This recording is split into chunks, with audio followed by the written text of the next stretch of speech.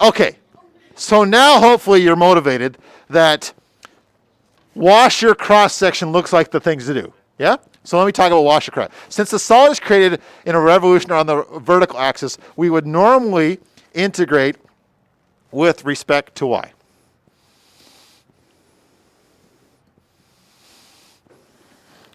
Using the washer cross-section, try to set up an integral to find the volume. Do you encounter difficulty? Well, you can. It's like a loaded question. You're like, go ahead, try. Give it a go and see what happens here. So what you would do is you'd go volume, a to b, and you'd go the big R squared minus the little r squared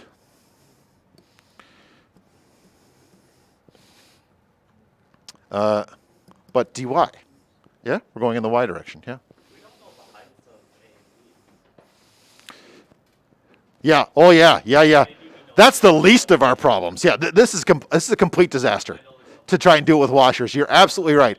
So, yeah, I won't even get there. I won't even get that far. Yeah, as far as how bad this is.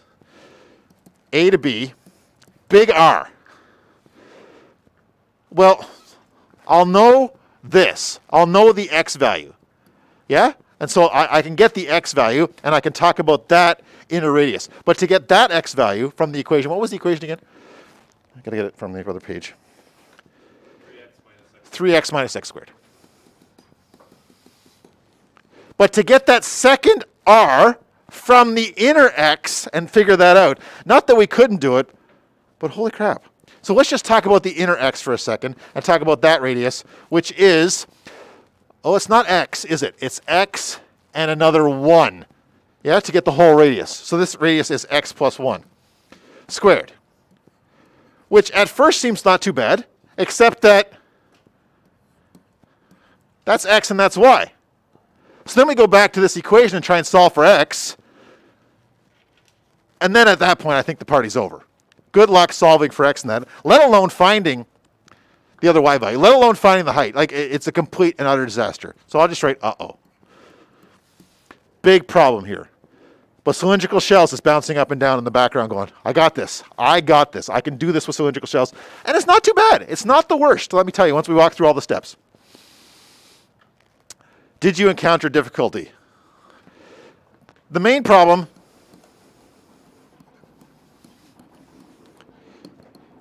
is solving for x in terms of y. There's many other problems here, but that's the main problem, is this particular equation to solve for x. See, the ones we did before were always like y equals root x. So to solve for x, we just move it over. This is a major league problem. If you wanted to do it, you'd have to complete the square, find the vertex, do all those steps, basically a reverse quadratic formula, and then you could eventually solve for x. So it's not impossible, but a real nightmare. Okay, so what are we going to do? To get around, oh, I don't like how big this writing is. Let me just make that bigger. There, that's good. To get around the problems encountered above, we can use a different approach instead of washer cross sections.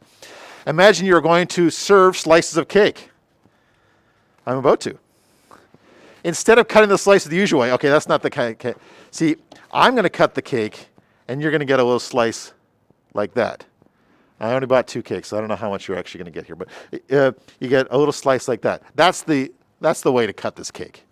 But imagine instead, whoa, that's ominous, isn't it? Imagine instead that people have requested cylindrical slices. They've requested slices like this. Yeah? Those little cuts out of there. So every slice instead, this is impossible, I'd never be able to do it. I'd go doot, doot, doot, doot, doot, and cut out a cylindrical slice, and each of you would get this little, Julian's getting the knife in the face here, get a cylindrical slice. So see the diagram here. Can you see the diagram? The little cylindrical slices out of there. I can't do it, but I mean, imagine that was what I was trying to do. The first slice will be made from the center. So whoever was first would get that very inner slice. Then the next person, you want that last slice, right? All the way around the outside there, okay? The first slice will be made from the center, and the following slice will be made out towards the edge. Assuming that each cylindrical slice will have the same thickness dx. Good luck. But for our purposes, when we're doing math, we're not worried about these details. We can make them each delta x. So consider the cylindrical slice, the very first one. No, sorry, consider any of the cylindrical slices. They just wrote xk here, whichever slice you get to there. What would represent the radius. And I sort of gave a hint like that. It's not the x value. Yeah?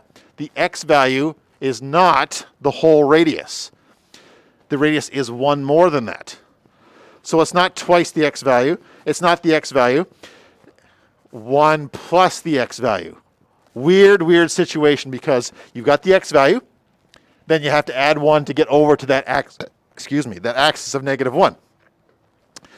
Now, imagine the cylindrical slice from part 5 is flattening out. The resulting slab would represent a rectangular prism. Would it be a rectangular prism?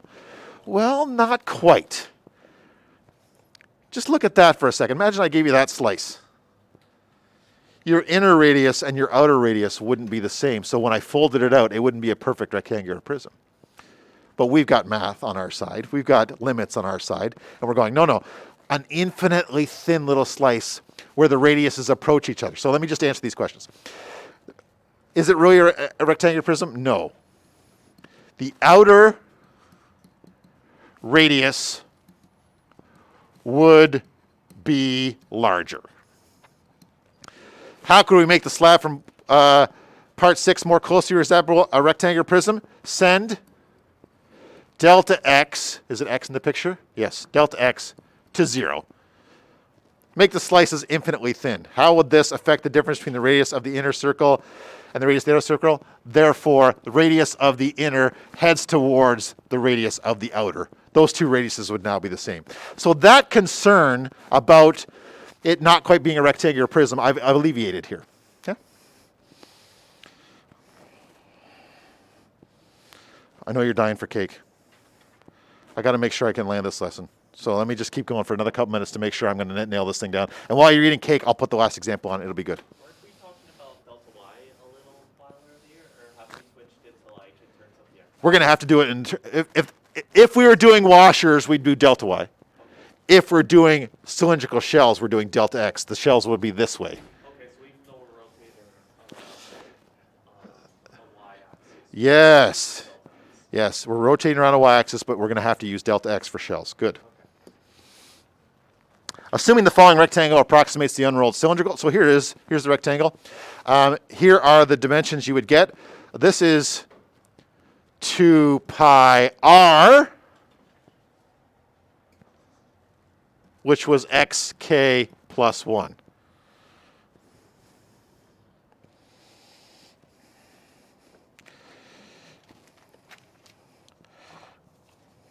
There's one thing I had to make sure I mentioned, so I'm just making sure I got it right in here.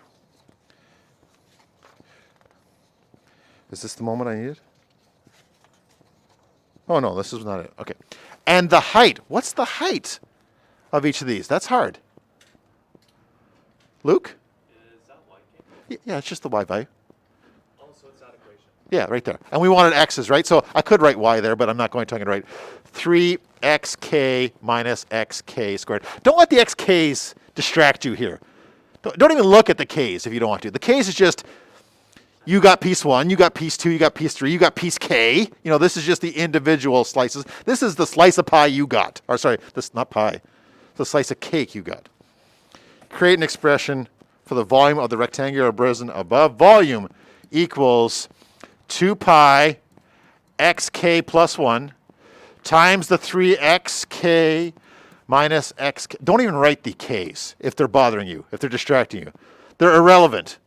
They're just telling you that there's a whole bunch of these rectangular slabs. I know we said like delta x to 0, but shouldn't there we go. Yeah, delta x.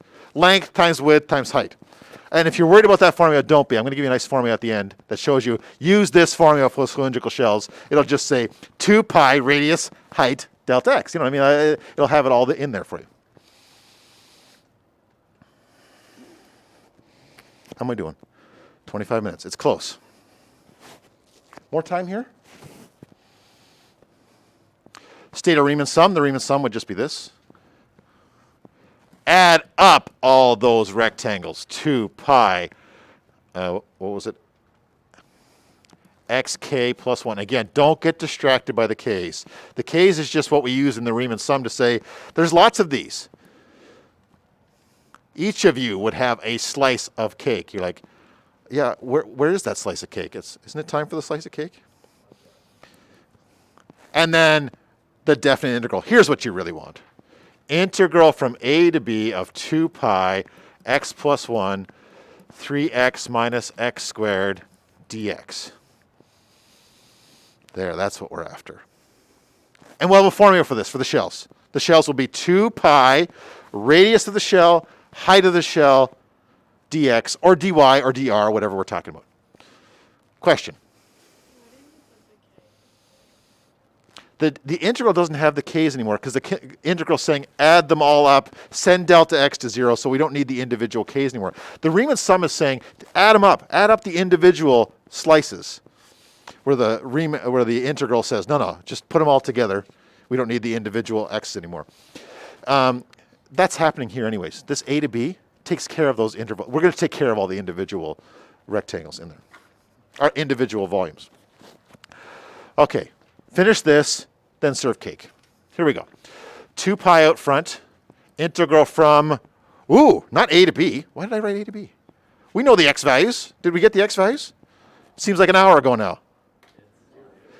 0 to 3. That was the x-intercepts of this thing. So 0 to 3. 2 pi's out front now. Volume equals. Tidy this up a little bit. X plus 1. 3x minus x squared. Oh, goodness.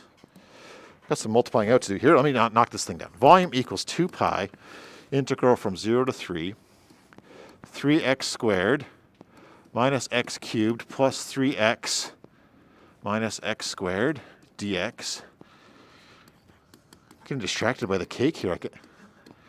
I'm imagining I can smell it. Okay, so 2x squared minus x cubed plus 3x dx. Buy myself some space here. Volume equals 2 pi 2/3 x cubed minus 1/4 x to the 4th plus 3/2 x squared from 0 to 3. The zeros are nice again here. Can I do this in my head? Maybe I can. 2/3 times 3 cubed, that's 54 thirds. 81 quarters, oh goodness. And 27 halves. Let's check my notes, make sure I didn't mess something up there.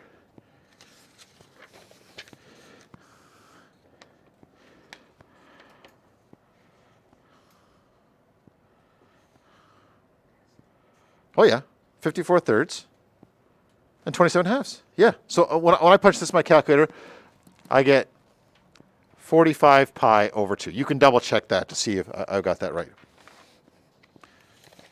I got one more example.